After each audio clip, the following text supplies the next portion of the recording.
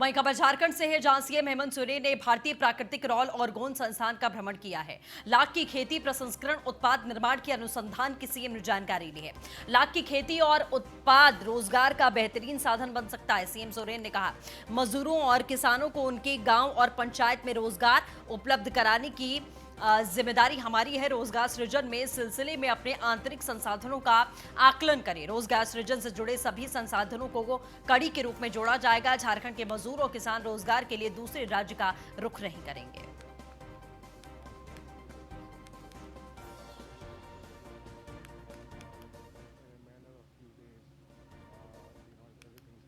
तो वहीं महाराष्ट्र में कोरोना तांडव मचा रहा है। शराब की दुकानें खुली हैं। महाराष्ट्र से हमारे ब्यूरो हेड अबीर खालिद अली ने महाराष्ट्र में सपा विधायक अबू आजमी से खास बातचीत की है, सुनिए। मैं हूं अबीर खालिद अली और आप देख रहे हैं न्यूज़ वन इंडिया। आज हमारे साथ बात करने के लिए मौजूद हैं समाजवादी पार्टी के कद्दावर नेता और महाराष्ट्र में गवंडी से एमएलए अबू आसिम आजमी। सर, बहुत बहुत स्वागत है आपका। शुक्रिया सर। सर, जो हालात महाराष्ट्र के पूरे देश में कोरोना वायरस को लेकर देखे जा रहे हैं, शराब की दुकानें खोल दी गई हैं, क्या आपको लगता नहीं है कि इससे हालात और बिगड़ेंगे? नहीं, शराब की दुकानों से कई हज़ार की भीड़ लगेगी तो कोरोना भाग जाएगा। लेकिन अगर जमात के लोग कुछ 1500 लोग 10,000 के रूम में अगर अकेले रहेंगे और जाने की कोशिश करेंगे, सरकार उनको जाने का परमिशन नहीं देगी, तो मीडिया में ये प्रोपेगेंडा होगा कि इन्हीं की वजह से देश में कोरोना बढ़ा है। ये बेशर्मी की बात है। आज शराब की दुकानों पर इतने लोग हैं, किसी को नज़र नहीं आ रहा कि कोरोना कैसे बढ़ता है। इसका क्या जवाब दूं मैं आपको? लेकिन महाराष्ट्र के अंदर भी ये सारा चीज़ें ओपन कर दी गई हैं। आप महाराष्ट्र सरकार से सवाल उठा सकते हैं। नहीं, देखिए, मैं कह रहा हूँ कि लॉकडाउन में थोड़ा सा नरमी करने की बहुत ज़रूरत थी, इसलिए कि लोग परेशान हो गए हैं। क्या खाएंगे लोग? कहाँ से लोग अपनी कंपनी चलाएंगे? कैसे लोगों को सैलरी देंगे? स्क्रीनिंग कर रहे हैं। देश में जितनी भी फ्लाइट आएगी फुल स्क्रीनिंग हो रही है। और अगर स्क्रीनिंग सही हो रही थी तो विदेश से कोरोना आया कैसे? और 20 से 23 तारीख तक दुनिया की हर फ्लाइट इंडिया में आ रही थी। लोग आ रहे थे। आप स्क्रीनिंग कर, उसके बाद कैसे आ गए? जिस तरह से लॉकडाउन पार्ट 3 चल रहा है, आपकी नज़र में कितना सही है? नहीं, लॉकडाउन तो होना ज़रूरी है। देखिए, लॉकडाउन तो ज़रूरी है क्योंकि इस बीमारी का कोई इलाज नहीं है। इस बीमारी का इलाज यही है कि लोग दूर रहें, लोग सेफ रहें। लेकिन उसी के साथ साथ सेफ रहने के लिए सरकारों को, उसके लिए लोगों को वो सुविधाएं भी देना चाहिए। अगर आप खाना नहीं देंगे, आप देख रहे हैं, आप जो लोग बेचारे क्वारंटाइन में बैठे हैं अस्पतालों में, कह रहे हैं 1 दिन में 2 बाल्टी पानी मिला, चूहा मरा हुआ पड़ा हुआ है, दवाई नहीं कोई आ रही है, डॉक्टर्स नहीं है, तो कैसे लोग बैठ रहेंगे रूम में? एक रूम मुंबई में आप आके देखिए, हम यूपी के रहने वाले लोग हैं, यूपी के कई लाख लोग यहाँ पड़े हुए हैं। अबू आसिम आजमी को महाराष्ट्र का सबसे रईस पॉलिटिशियन, राजनेता माना जाता है। तो जो अबू आसिम आजमी लोगों की मदद कर रहे हैं, उसमें सरकार का कितना साथ मिल रहा है? नहीं, देखिए, ऐसा नहीं कि मैं सबसे, मेरी बिल्कुल गलत बात है ये। मैं तो बहुत साधारण आदमी हूँ। बहुत बड़े बड़े लोग महाराष्ट्र में पड़े हुए, मेरी क्या हैसियत है? लेकिन मैं पूरी कोशिश कर रहा हूँ कि भाई जितनी हम मदद कर सकते हैं करें। सरकार का भी कि मैंने कहा ना, सरकार की तरफ से 20,000 लोगों को खाना मिल रहा है, लेकिन 20,000 खाने से जहाँ पे 9-10 लाख लोगों को खाना चाहिए, 20,000 क्या? अभी क्या हो गया? आप लोगों को उम्मीद थी कि 3 तारीख को लॉकडाउन खत्म हो जाएगा, तो लोग अपना पैसा खर्च कर रहे थे। अब लोगों को लगा ये खत्म ही नहीं हुआ, तो अब वो भी लोग भीड़ लगा रहे हैं। तो NGOs, अबू आसिम, नगर सेवक, लोग अपनी तरफ से बहुत काम कर रहे हैं। मैं सबको बहुत बहुत अप्रिशिएट करता हूं, इनकी मैं तारीफ़ करता हूं। लोग जितना सरकारें कर रहे हैं उससे कई गुना ज़्यादा पब्लिक काम कर रही है। लेकिन मैंने आज ही मैंने एक वीडियो जारी किया है और ख़ासतौर से मुसलमानों से कहा है कि रमज़ान का महीना है, इफ्तार में वही खाओ जो जीने के लिए ज़रूरी है, सहरी में वही खाओ जो जीने के लिए ज़रूरी है, मत नए कपड़े पहनो। तो ये थे हमारे साथ समाजवादी पार्टी के कद्दावर नेता अबू आसिम आजमी। मैं अभी खालिद अली, कैमरामैन हर्षुल के साथ बने रहिएगा हमारे साथ न्यूज़ वन इंडिया पर। जय हिंद। तो वही खबर मध्य प्रदेश के डिडौरी जिले से है, जहां करंजिया थाना इलाके के अंतर्गत मास्क के चक्कर में बाइक सवार दो बदमाश पुलिस के हत्थे चढ़ गए। दरअसल पुलिस चेकिंग पॉइंट में वाहनों की जांच पड़ताल कर रही थी, तभी दोनों बाइक सवार मास्क लगाए बिना वहां से गुजर रहे थे। पुलिस उन्हें रोककर मास्क लगाने की हिदायत दे रही थी, तभी उनकी हरकतों को देखकर पुलिस को शक हुआ और जब पुलिस ने उनकी तलाशी ली तो अबरार नाम के युवक के पास से देसी कट्टा और 2 जिंदा कारतूस बरामद हुए हैं। आरोपी लॉकडाउन में कट्टा और कारतूस लेकर कहां जा रहे थे, अभी इस बात का खुलासा नहीं हुआ। हालांकि पुलिस आरोपियों को हिरासत में लेकर लगातार पूछताछ कर रही है।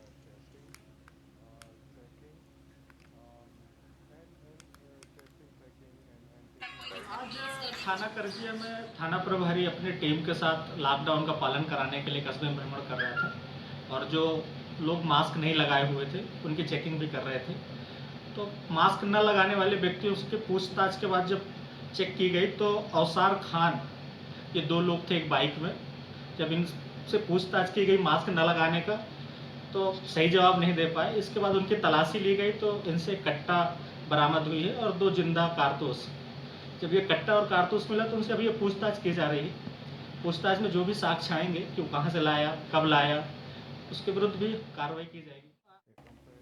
खबर मध्य प्रदेश के डिडौरी से है, जहां पर कई लोगों ने कदम घरों में नहीं रुक रहे हैं। लॉकडाउन 3 में मिली छूट का आम नागरिक लगातार फायदा उठा रहे हैं। अनावश्यक रूप से 2 पहिया 4 पहिया वाहनों में सवार लोग बाजार में पहुंचकर सोशल डिस्टेंसिंग की धज्जियां उड़ा रहे हैं। आपको बता दें, डिडौरी जिला ऑरेंज जोन में है और इन परिस्थितियों को देखते हुए जिला कलेक्टर ने लॉकडाउन के दौरान सुबह 8 बजे से 1 बजे तक जरूरी सामग्रियों को खरीदने की छूट दी है। लेकिन देखा जा रहा है कि जिन संस्थाओं में दुकानों को नियम अनुसार छूट नहीं है, वहां पर भी इस दौरान दुकानें खोली गई हैं। बाजार में उमड़ी भीड़ के द्वारा सोशल डिस्टेंसिंग का पालन न करने की शिकायत और अनावश्यक रूप से बाजार में घूमते 2 पहिया 4 पहिया वाहनों की शिकायत पुलिस अधीक्षक के संज्ञान में आई, जिसे देखते हुए अतिरिक्त पुलिस अधीक्षक शिव कुमार, एसडीओपी रवि प्रकाश कोतवाली, प्रभारी सी के सिरामे, यातायात प्रभारी राहुल तिवारी सहित पुलिस का अमला चौराहे पर मुस्तैदी में लगा रहा। इस दौरान कई 2 पहिया और 4 पहिया वाहनों के विरुद्ध में चालान की कार्रवाई की गई है। सोशल डिस्टेंसिंग का पालन कराने के लिए एक बार फिर से पुलिस को सड़क पर उतरकर सख्ती दिखानी पड़ी है।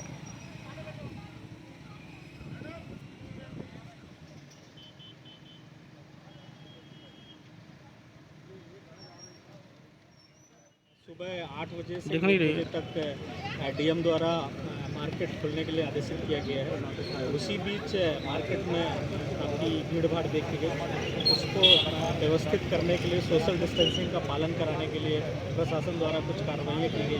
पहले तो समझाइश दी गई, समझाइश के बाद जो नहीं मान रहे हैं उनके विरुद्ध हम लोग कार्रवाई भी कर रहे हैं और ये कार्रवाई अनवरत चलेगा।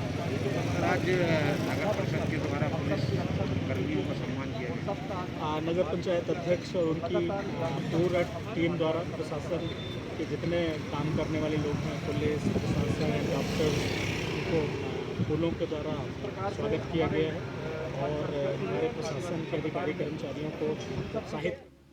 तो वहीं सदियों से प्रयागराज में कभी इतनी साफ गंगा नदी नहीं देखी गई है। संगम नगरी प्रयागराज की दोनों नदियां इतनी साफ हो गई हैं कि उसमें गिरे सिक्कों को भी आराम से उठाया जा सकता है। संगम किनारे से हमारे संवाददाता आलोक मालवीय की स्पेशल रिपोर्ट देखिए।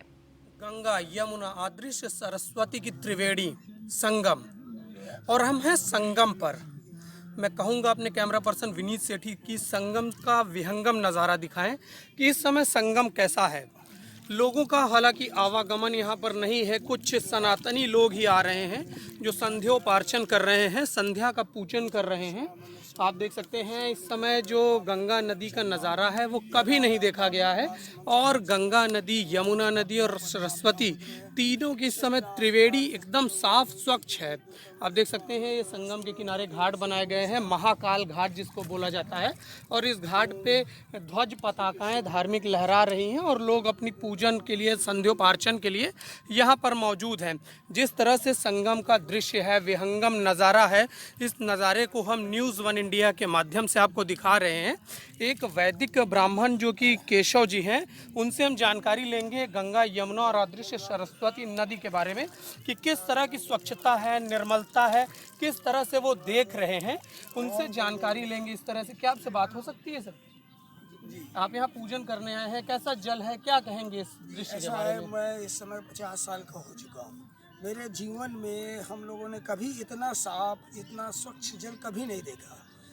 तलहटी तक दिखती है यहाँ पर खड़े होइए, संगम में चले जाइए। अद्वितीय, अद्भुत, परमादरणीय व्यवस्था अपने आप में प्रकृति ने कर रखी है। लगता है जैसे कोरोना पूरे संसार के लिए अभिशाप आया, लेकिन मुझको हम लोगों को ये लगता है कि हमारी माँ गंगा, माँ यमुना, इनको जीवन देने के लिए वो आ गया। हमारी पवित्रतम स्थिति है, ऐसा कभी होता नहीं था। मन होता है आदमी घंटों इसी जगह डूबा रहे, बैठा रहे। तो क्या ऐसा निर्मल जल कभी आपको देखने को मिला केशव जी? कभी कभी नहीं मिला। ऐसे हम लोगों ने कल्पना नहीं की थी।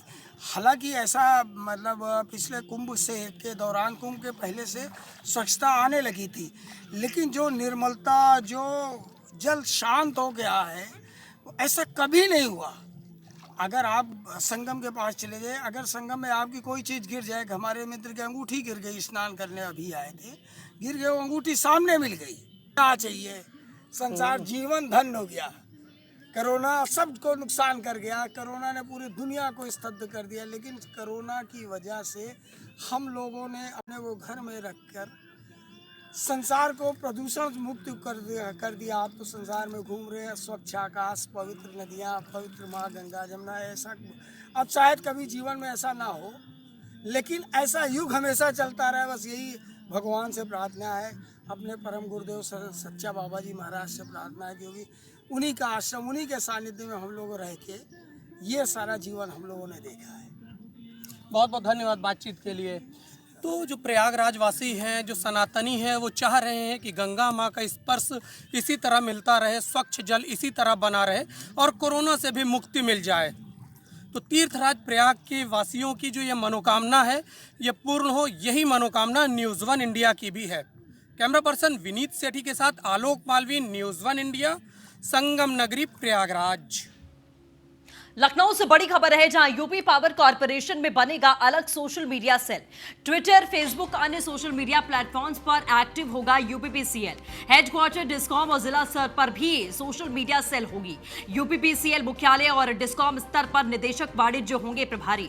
जिला स्तर पर मुख्य अभियंता के नामित अधीक्षण अभियंता होंगे प्रभारी। एमडी यूपीपीसीएल ने सोशल मीडिया सेल के गठन का निर्देश जारी किया है। शिकायतों का निस्तारण और योजनाओं की उपलब्धता का प्रचार प्रसार करेगा ये मीडिया सेल।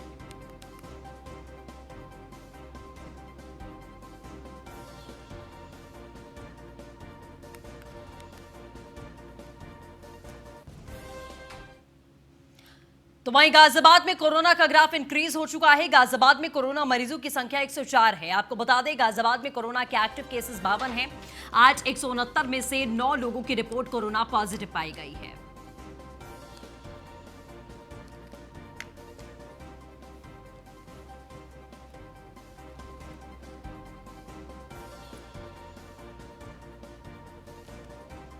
तो गाजियाबाद में कोरोना का ग्राफ लगातार बढ़ता जा रहा है। आज की अगर बात कर लें तो आज भी केसेस यहां पर बढ़े हैं। जाहिर तौर पर गाजियाबाद में केसेस दिन प्रतिदिन लगातार बढ़ते जा रहे हैं।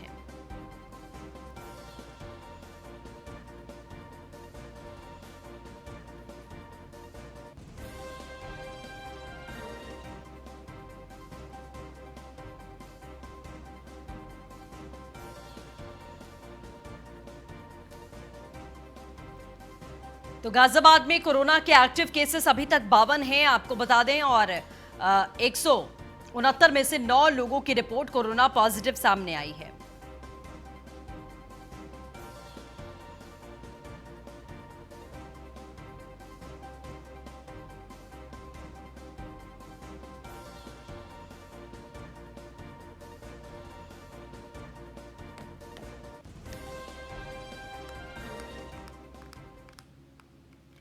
तो वहीं बड़ी खबर सिद्धार्थनगर से आ रही है। आपको बता दें, सिद्धार्थनगर से ये बड़ी खबर सामने आ रही है। सिद्धार्थनगर में कोरोना का कोहराम लगातार मचा हुआ नजर आ रहा है। सिद्धार्थनगर में 3 और कोरोना के पॉजिटिव केसेस सामने आ चुके हैं। सिद्धार्थनगर में कोरोना मरीजों की संख्या बढ़कर अब 15 हो चुकी है।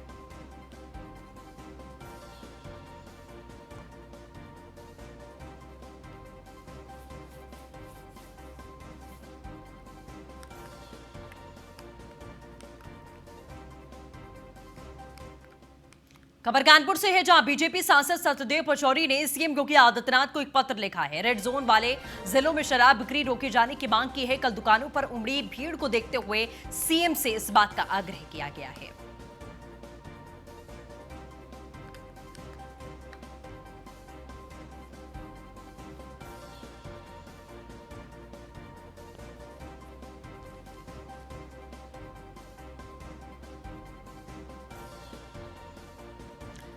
तो कल दुकानों पर उमड़ी भारी भीड़ को देखते हुए, अव्यवस्थाओं को देखते हुए सीएम से आग्रह किया गया है। बीजेपी सांसद सत्यदेव पचौरी ने सीएम योगी आदित्यनाथ को पत्र लिखकर यह अपील की है।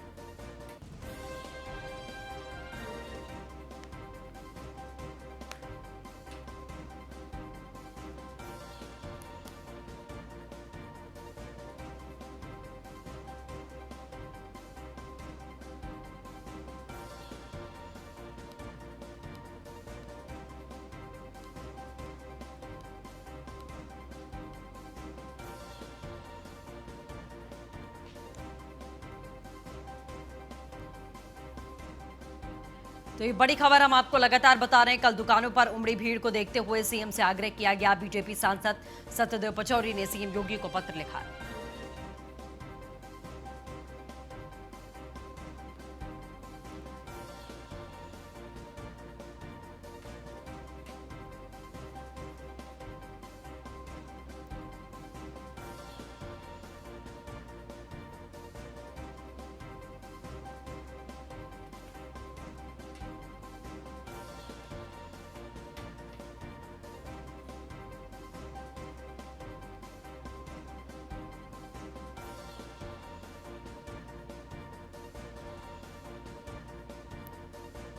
तो ये बड़ी खबर हम आपको लगातार बता रहे हैं। रेड जोन वाले जिलों में शराब की बिक्री पर प्रतिबंध लगाने के लिए यह लेटर लिखा गया था।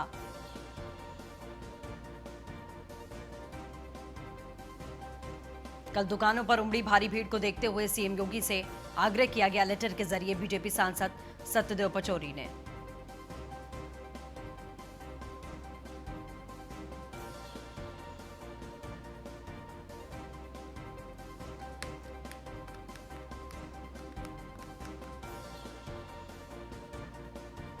वही खबर गाजियाबाद से आ रही है, जहां बीजेपी विधायक सुनील शर्मा ने सीएम योगी आदित्यनाथ को पत्र लिखा है। शराब की दुकानें बंद कराने को लेकर बीजेपी विधायक ने लेटर लिखा है। बीजेपी विधायक की मांग है कि शराब की कीमत को डबल करके ऑनलाइन बिक्री की जाए। साहिबाबाद विधानसभा क्षेत्र से बीजेपी के विधायक हैं सुनील शर्मा।